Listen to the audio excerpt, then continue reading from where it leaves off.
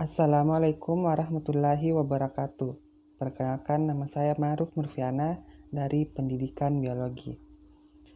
Pada kesempatan kali ini kita akan membahas materi kelas 10 mengenai virus.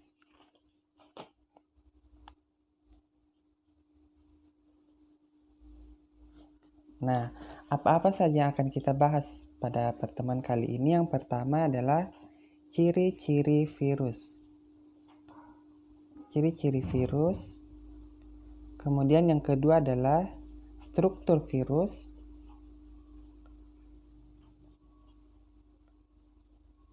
Kemudian fungsi dari bagian-bagian virus. Fungsi bagian-bagian virus. Kemudian yang terakhir kita akan membahas reproduksi virus. Jadi bagaimana cara virus itu berkembang biak. Nah, pada perubahan suhu sehari-hari, kalian pasti pernah merasakan suhu dingin tanpa diiringi dengan kondisi yang fit atau sehat. Maka tubuh kalian mudah terkena oleh penyakit. Pasti kalian pernah melihat teman kalian bersin dan disebut penyebar virus. Pada teman kalian yang bersin, kelihatan nggak mikroorganismenya? Tentu saja tidak. Kenapa? Karena virus itu ukurannya sangat kecil. Nah, karena ukurannya sangat kecil, jadi ciri-ciri virus yang pertama adalah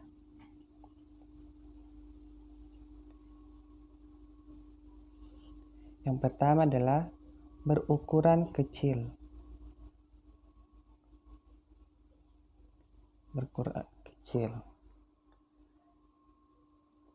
Karena ukurannya yang kecil, virus hanya bisa dilihat menggunakan mikroskop elektron. Nah, ciri-ciri yang kedua adalah virus bersifat aseluler. Apa itu aseluler? Aseluler adalah tidak memiliki organel-organel seperti dinding sel maupun membran sel dan sitoplasma. Jadi, virus bersifat aseluler. Nah, tidak memiliki yang namanya organel-organel seperti dinding sel, membran sel, sitoplasma, serta virus dapat dikristalkan. Kemudian ciri yang ketiga yaitu tersusun dari asam nukleat.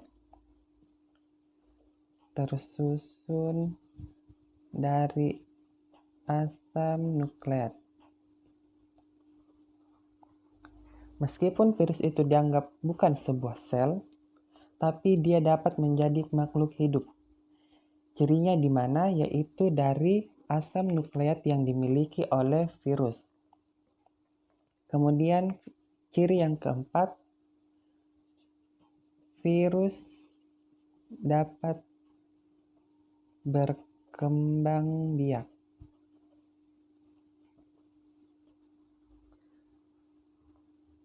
Secara replikasi dalam sel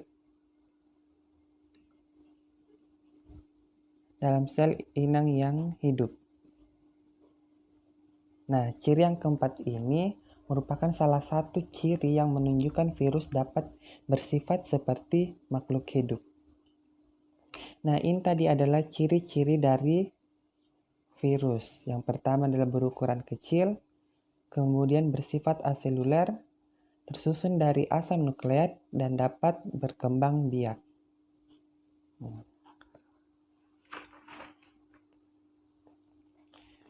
Kemudian materi selanjutnya yaitu struktur atau replika dari virus.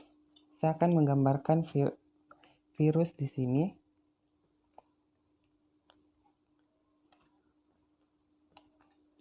Nah.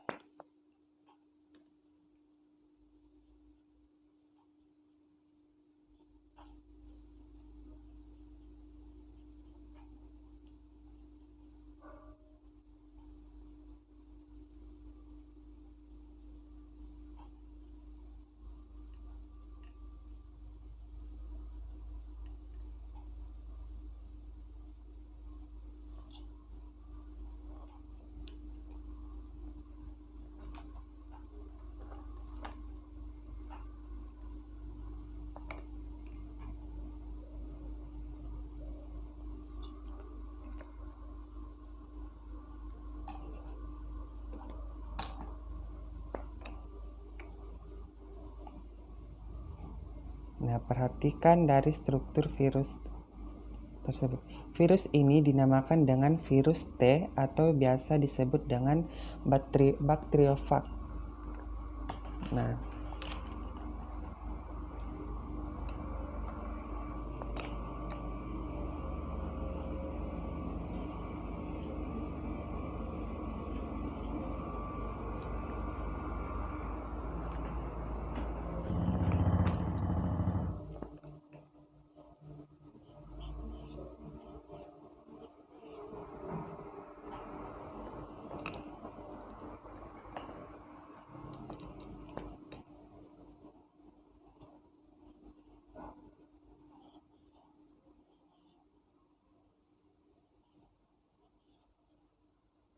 Nah, ini adalah salah satu replika virus yang dinamakan dengan bakteriofag atau virus T. Nah,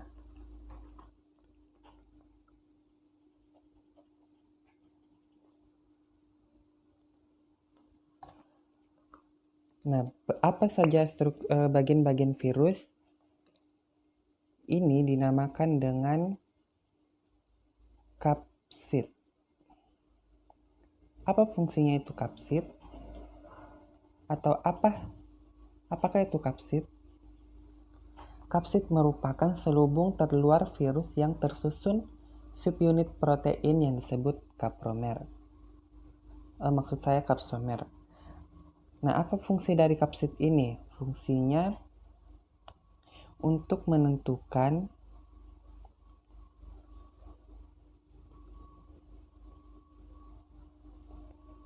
tubuh dari virus.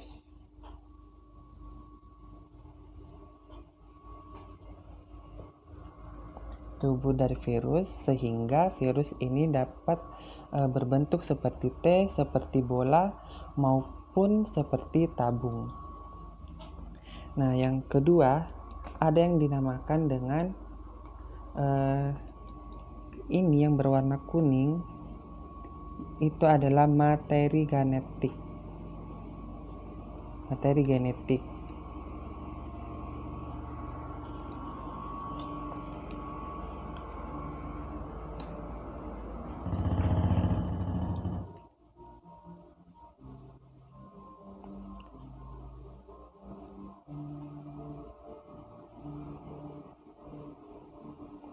Materi genetik ini adalah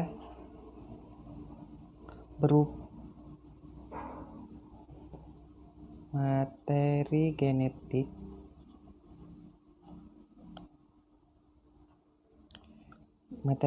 pada virus ini dapat berupa DNA maupun RNA. Nah, apa fungsi dari materi genetik ini? Fungsinya itu untuk mengatur aktivitas virus dan untuk bereproduksi. Nah, ini fungsi dari materi genetik dari virus. Kemudian yang ketiga, ini disebut dengan selubung.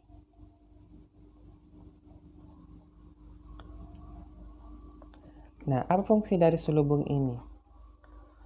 Selubung ini berfungsi untuk melindungi saluran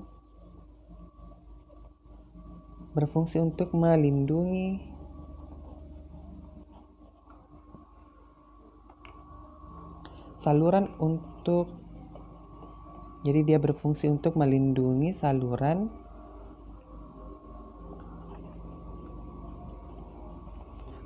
keluarnya materi genetik. Ya, jadi selubung yang bagian bawah dari kapsid, di mana selubung ini berfungsi untuk melindungi saluran untuk keluarnya materi genetik. Nah, kemudian yang keempat, nah ini yang seperti kaki itu disebut dengan serabut ekor.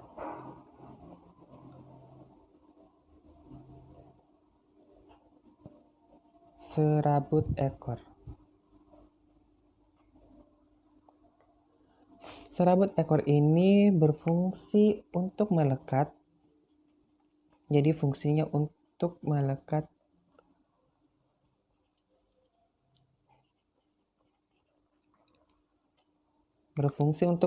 pada sel inang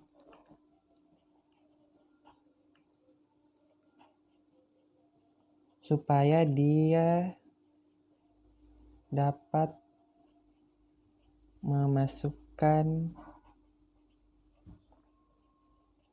materi genetiknya. Jadi fungsi dari serabut ekor ini untuk melekat pada sel inang. Supaya apa? Supaya dia dapat memasukkan materi genetiknya ke dalam sel inang tersebut. Nah, kemudian yang kelima, ini disebut dengan leher.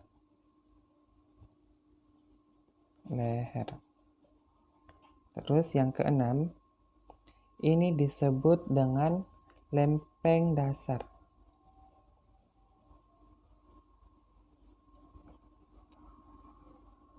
Nah, apa fungsi dari lempeng dasar ini?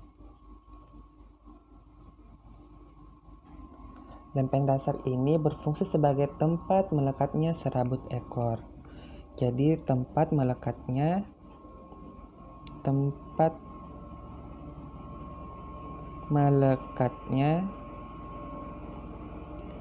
serabut ekor. Jadi yang ini yang disebut dengan lempeng dasar merupakan tempat melekatnya serabut-serabut ekor ini. Ya. Itulah tadi dari struktur virus dan replika virus beserta dengan fungsi-fungsi bagian-bagian dari virus. Nah, virus mempunyai tujuan untuk melakukan perkembangbiakan atau disebut dengan reproduksi.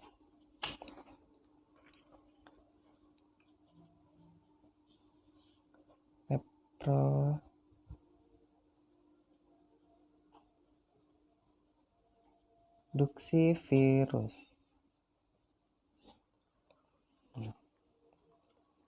Reproduksi pada virus dapat dilakukan dengan dua cara,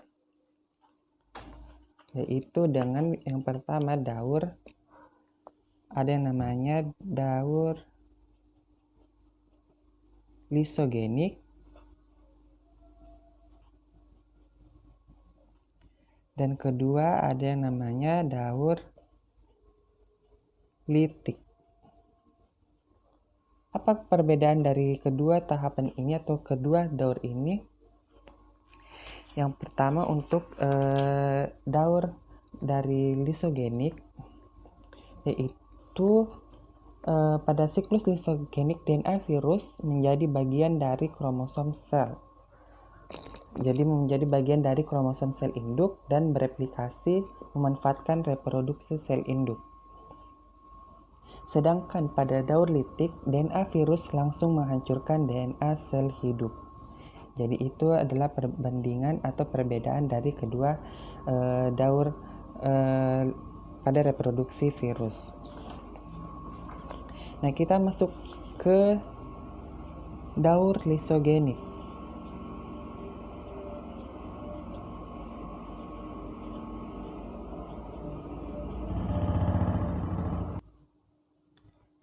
Nah, pada daur lisogenik ada beberapa tahapan. Nah, bisa kita lihat. Nah, ini adalah salah satu bentuk sel inang yang hidup.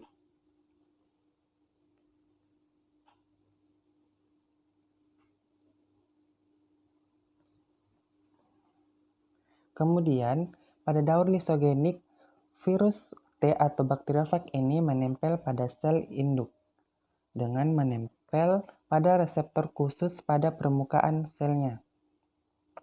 Jadi, bakteriofag ini akan menempel pada sel inang induk. Ini disebut dengan tahap absorpsi. Jadi, tahap absorpsi.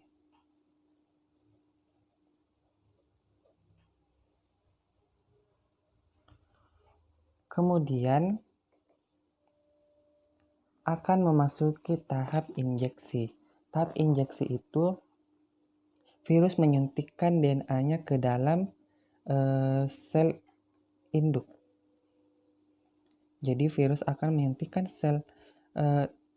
menyuntikkan gen DNA-nya ke dalam sel induk.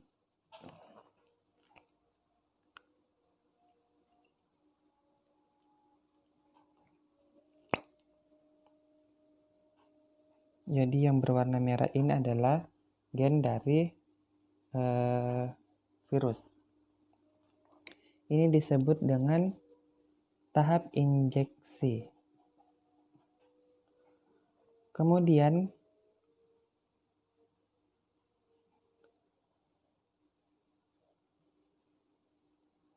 akan memasuki tahap di mana setiap kali DNA bakteri atau setiap kali DNA dari sel induk ini bereplikasi, maka provirus itu DNA virus ini disebut dengan provirus. Jadi setiap sel inang induk, jadi di mana DNA sel inang induk ini bereplikasi, maka provirus juga akan bereplikasi, dan setiap sel membelah, provirus juga akan terbagi pada sel anakan. Jadi provirus ini menempel pada sel inang. Kemudian setiap sel inang ini bereplikasi atau membelah diri, maka provirus juga akan bereplikasi atau membelah dirinya. Nah, seperti ini. Setiap saat provirus bisa meninggalkan kromosom sel induk dan memasuki siklus litik. Saat hal ini terjadi, seluruh DNA sel akan hancur dan bagian-bagian virus baru akan terbuat dan tersusun. Setelah itu, sel induk akan pecah dan melepaskan virus-virus baru. Nah, itu adalah tadi dari daur lisogenik. Kemudian daur litik.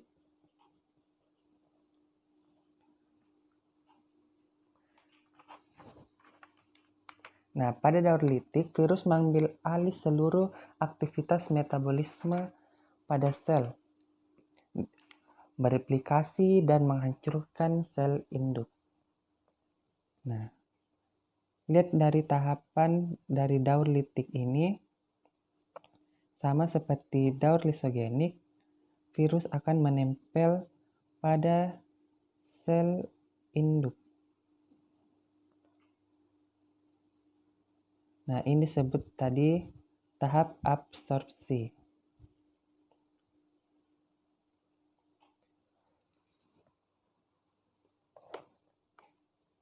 Kemudian akan memasuki tahap injeksi, yaitu provirus menyuntikkan, virus akan menyuntikkan materi genetiknya ke dalam sel induk. Setelah virus menyuntikkan DNA-nya ke dalam DNA sel induk,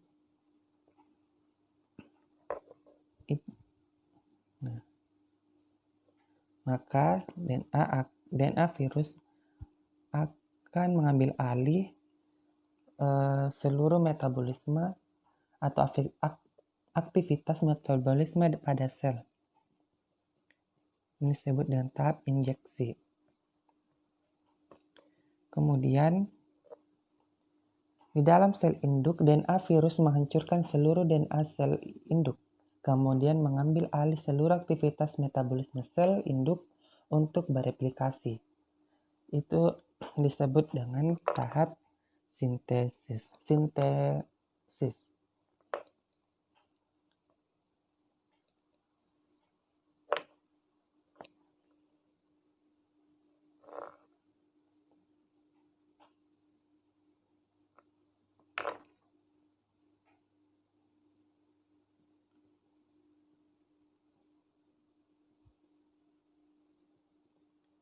Nah, di sini dengan memanfaatkan material bagian-bagian materi di dalam sel, maka terbentuklah bagian-bagian tubuh virus.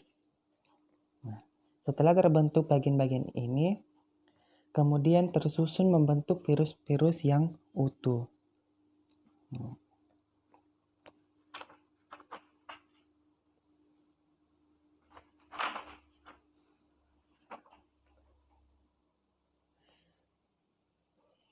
Nah, ini tadi disebut dengan tahap perakitan. Kemudian masuki tahap lisis. Tahap lisis di sini yaitu sel induk ini akan pecah dan mengeluarkan atau melepaskan 100 sampai 200 virus-virus baru. Jadi dia akan melepaskan virus-virus yang telah terbentuk tadi. Nah, setiap virus baru tersebut dapat memulai siklus baru yang menempel pada sel-sel terdekat. Nah, itu tahap-tahap dari daur litik. Yang pertama adalah tahap absorpsi. Kemudian kedua, tahap injeksi. Ketiga, tahap sintesis. Kemudian yang keempat ada namanya tahap perakitan. Dan yang terakhir memasuki tahap lisis.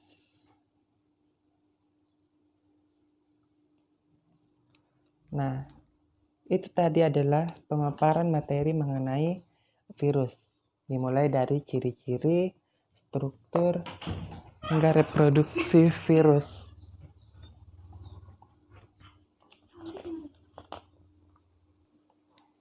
Nah, itu tadi pemaparan mengenai materi virus.